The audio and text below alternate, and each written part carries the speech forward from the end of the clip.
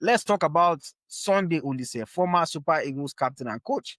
He recently made comments on his YouTube channel.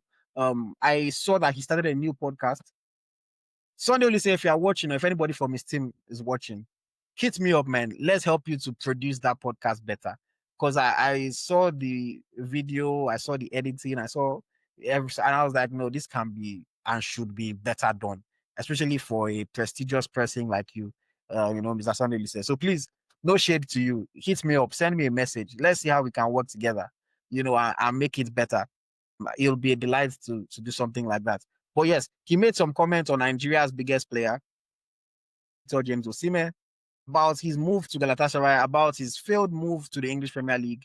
And he spoke about some things that are interesting touch points, and I want us to discuss today. So I'm going to play a couple of videos, and Smith Layi, I want us to take our comments or give our comments based on the videos and what he said. So in reality, if you multiply it by 4, you're coming to 112 million euros. In total package. 112 million plus 75 million gets you 187 million. So this has been a major problem for clubs in trying to acquire Osimhen. As a club, when you want to buy a player, you discuss the player's wages, you discuss maintenance, you discuss the character. When you look at all this together as a package, the club will ask themselves, will this player be worth it for us? Is it not too much of a risk compared to the other players we have? And I think that has not played very well in Victor's favor. So, Smith Layi, Sunday Oliseh is saying that the cost of Victor Osimhen's total package comes to 187 million, fee plus salary for 4 years. And that the clubs will probably look at it and say, is it worth it for this player? And maybe that's why they did not want to sign him.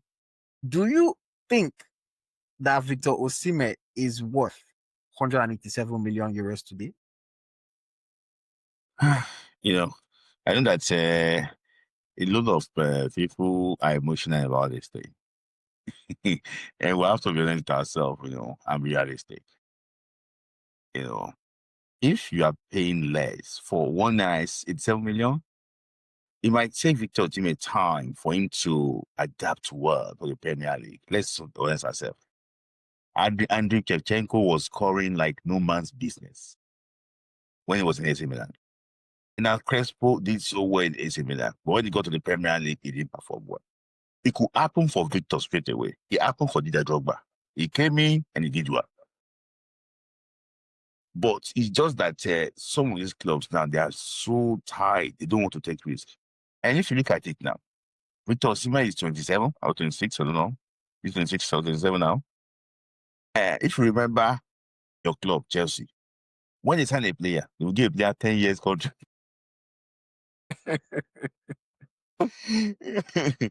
And, I remember Madueke was on a 9-year contract and Jackson was on a 10-year contract. That is how they extend, they just do it that way.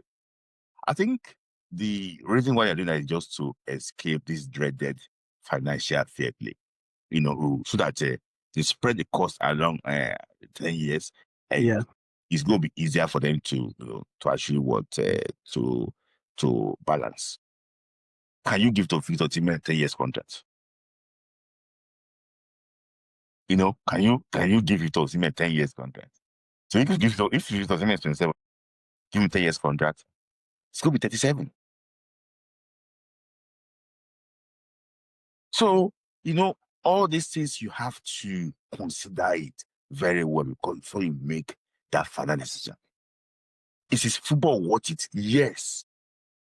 I know Victor will give you a solid 2 or 3 years. Yes. Is Victor very good? Yes. Is Victor a fighter? Yes. But apart from what Victor will give you now, you have to also look at what you want to invest it on. Do you think Victor can have like a resale? Can you sell Victor the way they're trying to sell Jackson? Is it possible to sell Victor at that age? Are you going to make profit on Victor? That one is debatable. So there's a lot of things to it. Why I still think that if some clubs can still look for a way around this issue and get Victor Osimhen, but they tried not to get him. You know, to answer my own question, Mhm. do I think Victor Osimhen is worth 197 million?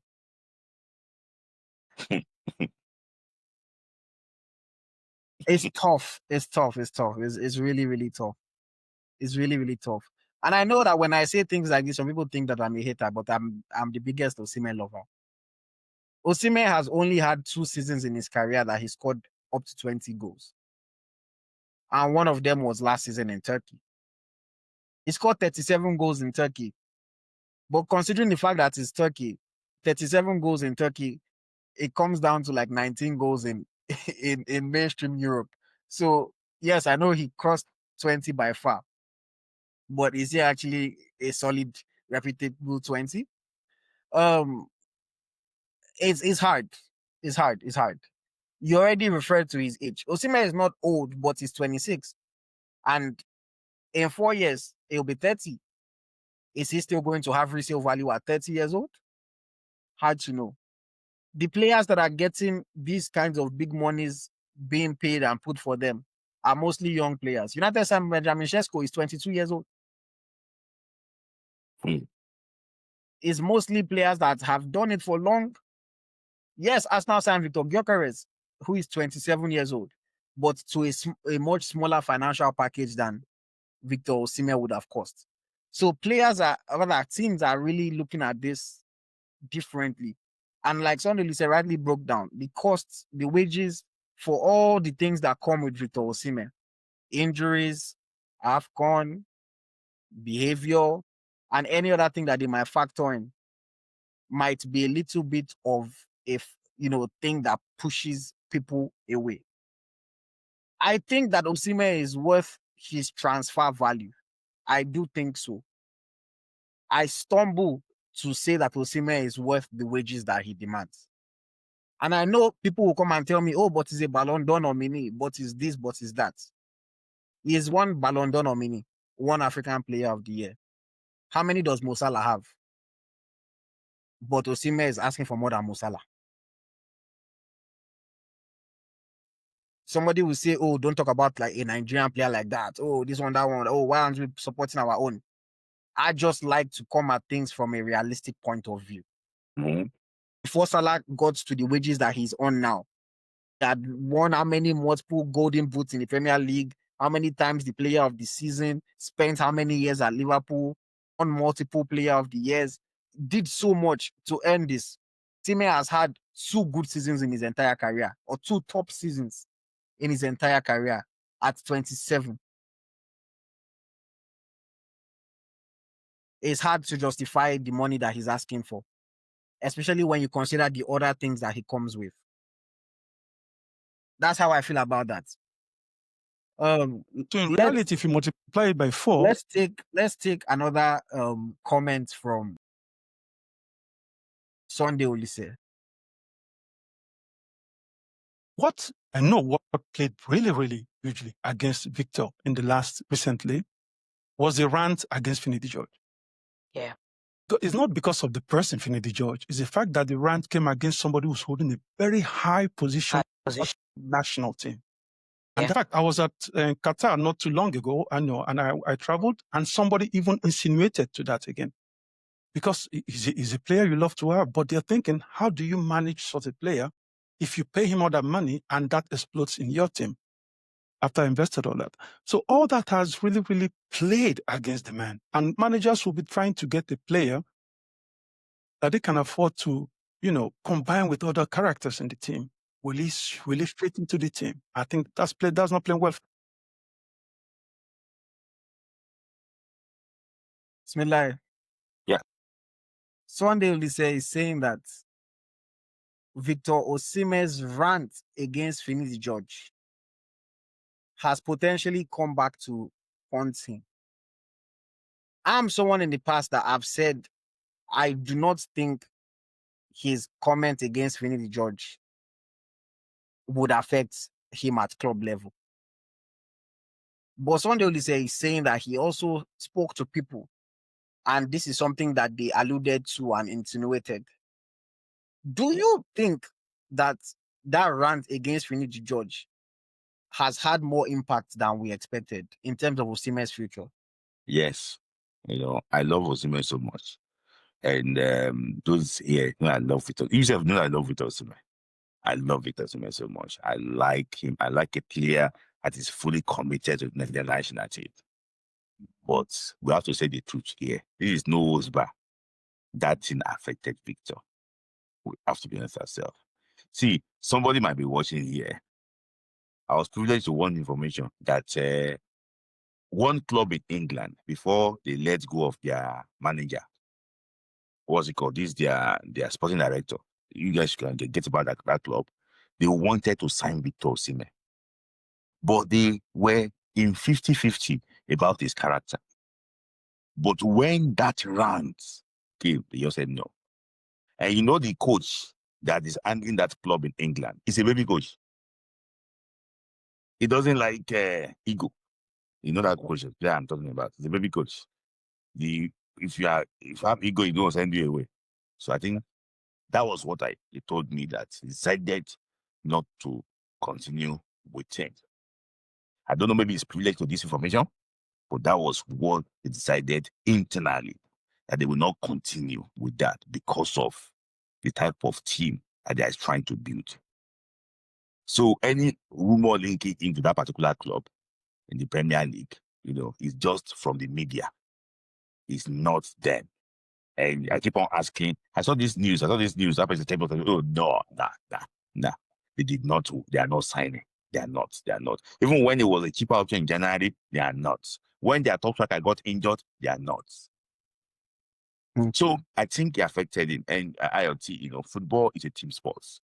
You know how difficult it is for you to manage a player that you need extra help.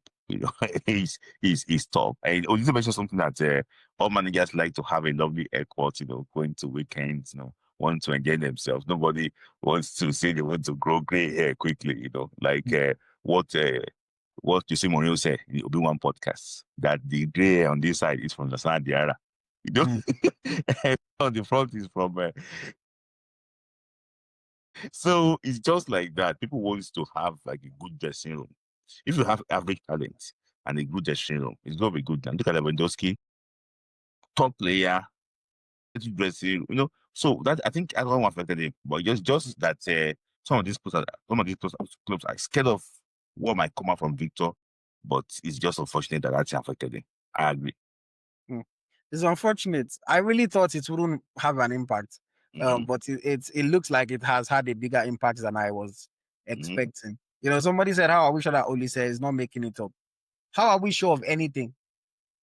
If that's the question, how are we sure of anything? I don't think that Sunday Oliseh has any reason to come and make up stories just to give us podcast or information about Victor Osimhen.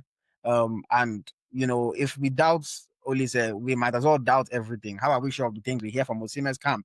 How are we sure of anything in football? I understand that a lot of people like Victor Osimhen, and it is not what we want to hear about Victor Osimhen. But it doesn't suddenly mean that we should start questioning other people's integrity, because they are saying things that we don't like to hear. And we've seen certain things that are facts, like the rant. We all saw it. It made sure we saw it. And I remember speaking about it at the time. People called me a hater too, because I said I thought it was wrong and he shouldn't be speaking out like that about his coach, regardless of what the coach did. I said I didn't think it was right. And it's unfortunate that things like this are coming back to haunt him. Turkey wanting him does not mean that, somebody still wants him. Other people are supposed to want him as well. Turkey is a lower league. They are more desperate. They have a bigger chunk of their money that they can spend on him because their whole team is not getting paid crazy amount of money. But when you go to like an England where maybe the least player on the team is collecting maybe 100K, and then the people that are less than that are the youth boys and the ones that are just coming up, it's different. When you're coming to bring a player like that to be your highest paid, breaking transfer, breaking your wage structure, making him one of the highest paid players in the league, is a much different level of analysis that you put into it than Turkey, Galatasaray signing Victor Osimhen, that is by far the most valuable player in their country. Very, very, very different. But yes, let me quickly take a super chat comment here from Uchechuku. He says, it is a bitter pill to swallow. He didn't have a good response to the Finidi issue, and it all boils down to management and branding. Yeah, it's a bitter pill to swallow. And when things like this, when our players start getting bad names, bad reputation. I know, Smith, last week you mentioned other players like Suarez, like Balotelli, but I look at it that things are looked at a lot differently in today's world. The world has become a lot more, less tolerant to a lot of these things and a lot of these behaviors and activities. Or even some of the worst things that I'm not necessarily comparing to what Victor Osimhen did that other players have done. A few years ago, if it happened, a player can get away with it. But if it happens in today's world, it's treated a lot differently. I remember how they reacted, how Liverpool treated Suarez's situation with Patrice Evra. They almost made it look as if Luis Suarez was the victim in that situation. If something like that happens in today's world, Liverpool dare not come out and publicly support him like that because people will look at it differently. Look at only a few years ago how they wanted to ruin Konzuma because he kicked the cat. So the world and the way people have started looking at all these situations is very different. Especially with social media that can amplify things, that can bring up bad PR for these clubs, that can put pressure on clubs. It's harder for these things to happen. If you look at even a young player like our Nigerian boy, I want to use a Nigerian example of Aki Amo, the way his career has been derailed. What he did, if it happened maybe in the early 2000s, he might have got away with it. Because the noise around it might not have been as much. It was, and he would just go somewhere else and life will. But Messi did it now. That was the end of his career. 1980, I think. So when he did, in fact, it was even worse than Amao because he ran away from us. Well, I mean, all these things happen differently, but yeah, you never know. Okay, yeah. Let's take another part of the comments that Sunday Oliseh made. When a club is trying to buy a player, this is more than football for you. Yeah. You are not bought now just because based on how good you are. You are bought now also because of how commercializable you can be, how they can use your image rights, how children can buy into your brand. That is very important. So if they're going to be spending, this is one of the reasons why the Premier League clubs did not buy Osimhen. If you're going to be buying a player, it's not only just him bringing results on the pitch, it's also the revenue he brings in off the pitch. More like fan base too. Exactly. And at the moment, Victor has a huge fan base back home in Nigeria and in Africa. Yeah. But that is not where the dollars and the euros is coming in for the clubs. The money is coming for the clubs with your fan base you have in Europe, the fan base you have in Asia, the fan base you have in the United States. Imagine you have a fan base in India that is 1.6 billion people. So it's huge. It's huge. All those things play into players' image. At the moment, I think I saw an advertisement of Victor Osimhen that he did in Turkey. Except for that, I've not really seen much from him. And this is why players like Ronaldo, even though they are still performing now on the pitch, they're still scoring goals, but these players are still selling merchandise in hundreds of millions. So they will always have. So, Smith Layi, this is Sunday Oliseh talking about branding. Whenever the conversation of branding and marketability comes up, I have a smile on my face. Yeah. Because something that I've been championing for. He's talking about how Osimhen doesn't have that brand value that would also incentivize clubs to purchase him and to spend that kind of money on him. He referenced the fact that other than one advertisement, I think was for a car company that he did in Turkey, we haven't seen much from him. He has a huge fan base in Nigeria, but the dollars and the euros do not come from Nigeria. We've spoken about this in the past. How many people in Nigeria actually go and spend their money to buy a Victor Osimhen jersey? Even down to a lot of the celebrities that have his jersey, Nain dash them. It's not as if they went and bought it. The ones that are buying the jersey, they are buying the jersey for 20,000 naira from one of the jersey vendors that gets their supply from China. The money doesn't go to the club in any capacity. we know that the Nigerian market, especially when it comes to football, is not a big market. Oh, Bibi Niger, oh, Nigerians spend. Guinness, drinks, all those alcohol, party, the Nigerians spend. Even movies, Nigerians spend. Football, Nigerians don't really spend money. I know so many players that constantly just have people in their DMs. Oh, can I buy? Can I get a jersey? If the player says, "Oh, go and buy," it's almost as if, how do you want me to go and buy your jersey? You have to give it to me. So Sunday Oliseh is saying something that I honestly agree with, and I've spoken about before. Osimhen doesn't really have that commercialization. He doesn't have that brand value. He's popular. He's well known, even in not only Nigeria, in Europe, he's well known. But if Osimhen tells people to go and subscribe to something, will they? If Osimhen says people should go and buy something, will they? It's very, very hard for me to say yes, they would. You look at people like Cole Palmer, they've built their brand very quickly with intentional marketing, with intentional placement, with strategy. Look at people like Bukayo Saka, they've done that. Osimhen doesn't seem to be putting in that effort. In fact, in today's Nigerian ecosystem, even Wilfred Ndidi is putting more effort into his personal branding than Victor Osimhen. Osimhen is just, I'm rich. Look at my drip. That's his brand.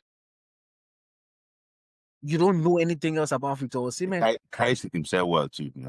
Yeah, he presents a good image. But I always tell Nigerian people, Nigerian players, that it's a very thin line between showing off your lifestyle and being disconnected from Nigerians or from people. Because if you are only showing us lifestyle, you might say people like Benzema have done it in the past. But Benzema was also playing for the biggest football club in the world, Real Madrid, playing for France, one of the best national teams in the world, and was also doing stuff back home. So Osimhen now is playing for Nigeria, not one of the best national teams in the world, at least based on our performances and our results. He's not playing for one of the biggest teams in the world. To a lot of people, you are just this rich footballer. They don't know your personality like that. The things that they know about your personality are not positive things, unfortunately. Oh, he's stubborn. Oh, he doesn't take nonsense. Oh, this, that. You might think you don't care. But those are the things that we actually know. Does anybody here know what Osimhen likes to do for fun when he's not playing football? Do we actually know? We know Boniface. Boniface, at least we know. Yes. Even if we might not like Boniface, because he's not doing well right now, obviously he's looked at a little bit different. If Boniface was playing like Osimhen, he would be more marketable than Victor Osimhen if he was performing at the same level. Unfortunately, he's not. I agree. So for me, I'm always telling people, you have to be intentional about building your brand. People will have to know and like other things about you. Boniface is a comedian, he's a gamer. Yeah. You never know. If he was playing with a PlayStation or free call and say, okay, we want to use you for campaign. It's possible. I always say people don't think things are possible until they happen. But Osimhen is not particular about his brand. And I think it's something that he needs to work on. I agree with what Sunday Oliseh said. If a club is looking at Victor Osimhen, what are they going to gain from him? Other than his jerseys that I think will sell because of how good he is, he will sell a good number of jerseys. I don't doubt that. How do they use him in other, marketing activities and things like that? It's hard. As much as he's going to bring an audience from Nigeria, that audience from Nigeria does not spend money. It's different from signing Son Heung-min. You sign Son Heung-min, he comes with his South Korean audience, but those guys are going to spend money. You see South Koreans every week flying to London to go and watch Son play, buy his jersey, buy everything. They spend money. You buy an American, you know that the Americans will spend money to support their player. Nigerians wouldn't. They will fight for him on Twitter, but now there is the end. And just pray that even while they are fighting for him, pray that the fight is not against somebody from the club that they like. Because as much as they like Osimhen, if you bring Osimhen and you bring Saka, they will choose Saka. They lose Saka. Your thoughts? The funny thing is that you mentioned that people flying to go and watch him. If you see somebody flying to go and watch Victor Osimhen, he bought the ticket for He him. paid for it. We see, I don't want to wait, the activists in Nigeria, you see all of them eating on the boat. He paid for them. It's not as if you see, he paid for them. In fact, you that's why when you pause that area, say, oh, this is your angle. I allow you to have like everything there but the summary of it all is that this guy need to work on their brand, and this is what they will use when they are done with their career, and it's very important. But I want to ask you a question before we move on to the last part. Do you think Mikel Obi worked on his brand before when he was playing? Because he seems to be doing well now. Mikel Obi did not particularly work on his brand. What helped him is that he played for one of the biggest teams in the world, and he won plenty trophies. Let's remember that Osimhen has only won one significant trophy in his career. I don't count those 2 trophies that he won. God forgive me, because me, I've not won. But So I don't count this. Do you think that Victor Osimhen will, for example, now, because is getting views from when people are calling Victor, the High Performance podcast, the Ferdinand podcast, the Gary Neville podcast is getting views. Do you think that Victor can also command that type of view if he's, at the end of his career, if they call him for that type of thing? Do you think he can command those views, like those audience? It depends on how his career goes and what is being discussed. Well, as of now, no. Because, well, it depends on what is being discussed. If you call Victor Osimhen in 10 years' time, and the topic of the conversation is how a move to Galatasaray derailed my career, it will get views. If the topic of conversation is how I became Nigeria's highest ever goal scorer, it will become views. If you are calling Victor Osimhen to talk about, if the topic of conversation is how Napoli mistreated me and ruined my future, it will get views. Mm-hmm. But if you are calling him to give you a fantastic story of achievement and success, he's not going to have that story. He won one historical Scudetto, and then he went to Turkey. That's the story as of today. So it's going to be tricky. You would rather call players that actually won significant trophies. It's tough, man. It's tough. Mikel did not do much when he was playing, but he won a lot of trophies. He played with legendary players. That's why Mikel can literally just come and talk about his Chelsea teammates every single day, and people will still watch. He can just come and be talking about Drogba, Kalu, Terry, Lampard, Mourinho. People will watch. Hazard, people will watch. So he was lucky in that sense. Who is the best player that Osimhen has played with? For me, I think the best player Osimhen has played with, I think, is probably Mertens. It's Mertens. Yes. You see? How do we put that? Osimhen will come and be telling us stories about Mertens and about Leroy Sané and about Politano, or maybe Kvaratskhelia, because Kvaratskhelia is going to have a big career. It's tricky, man. It's tricky. Well, okay, because of time, let's move on quickly. I have one more video from Finidi George's conversation that we should talk about. Sadly, when it comes to Victor Osimhen's transfer to Galatasaray, it is sad to say, but I feel he's gone to Galatasaray because the top Premiership clubs did not want him. Now, if they wanted to, they would have made that investment because he's made it clear that he wanted to go there. Even Drogba solicited for him. I've heard so many times John Obi Mikel tried to talk him up into it, but these clubs did not go for him, so they did not want him. Now, that does not mean they won't want him in the future, Maybe. But a lot depends on him. That it's kind of like sad to say, but I am very much afraid that we are living the beginning of the end for this player as regards playing at the top, at a high level. Because if these clubs did not buy you now, what will make them want to buy you in 2-3 years? Because last year he scored 37 goals of 41 games. This is extraordinary. And still, they did not buy you. When you had Manchester United, Arsenal, in desperation as regards a point striker. This makes one wonder. Sunday Oliseh, I almost called him Finidi George. Sunday Oliseh used some heavy comments, heavy words in that segment. He said, one, Victor Osimhen did not go or went to Galatasaray because the Premier League clubs did not want him now. And he also said, the heavier one self, he said, I fear that this is the beginning of the end. Do you agree with those comments? Do you think that he only went to Galatasaray because Premier League clubs did not want him, and that this might be the beginning of the end? They are not desperate for him enough. It's not as if they don't want him. I think they're not desperate for him. But the second comment scares me. And AyoT, if we have to look at ourselves now in the face and talk to ourselves very well, what this is, we have to agree. Moving to Galatasaray is a downward trajectory in Victor Osimhen's career. And I can tell you that if Victor Osimhen finishes his contract with Galatasaray, I think it's 4 years contract, is it? 4 years, yes. So it's going to be 30 then. My brother, he's born you. If he's going to play in the Premier League, he's maybe Bondi, Sunderland or so. Let's be honest ourselves. This is the time that you sign Victor Osimhen.